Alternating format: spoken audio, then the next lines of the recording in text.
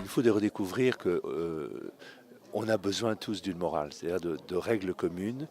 Toute la question, c'est comment fonder cette morale. Un monde globalisé, un village planétaire, et en même temps, on n'a pas des règles de vivre ensemble. Et donc, on doit être, nous, comme chrétiens, dans un contexte pluraliste, séculier, marqué par une certaine laïcité, qui doit être une laïcité de neutralité, d'apporter le témoignage de ce qui fait l'art de vivre en chrétien, mais qui, je dirais, s'applique aussi à l'ensemble des hommes et des femmes de bonne volonté, pour peu qu'ils soient fidèles à leur conscience et à ce désir de bien commun qui traverse toute l'humanité et chaque personne humaine.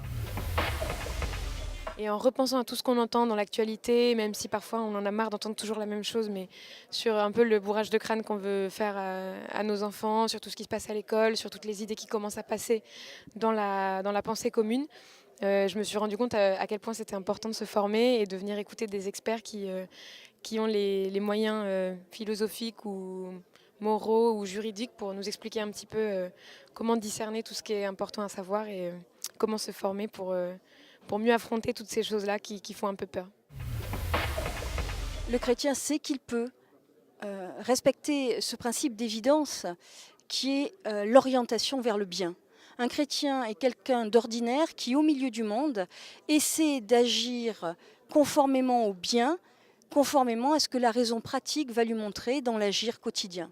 Un chrétien, c'est donc quelqu'un qui va donner l'exemple de la morale plutôt que de l'enseigner dans des formules abstraites.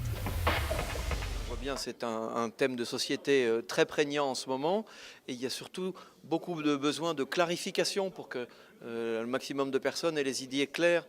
Qu'est-ce que c'est que la laïcité? Quelles en sont les limites? Quels en sont les tenants et les aboutissants? Donc je crois qu'on a essayé d'obtenir ces clarifications, ou tout du moins des éclairages diversifiés, et ça a aidé, je crois, l'ensemble des auditeurs à se faire une bonne idée de la laïcité et de la morale.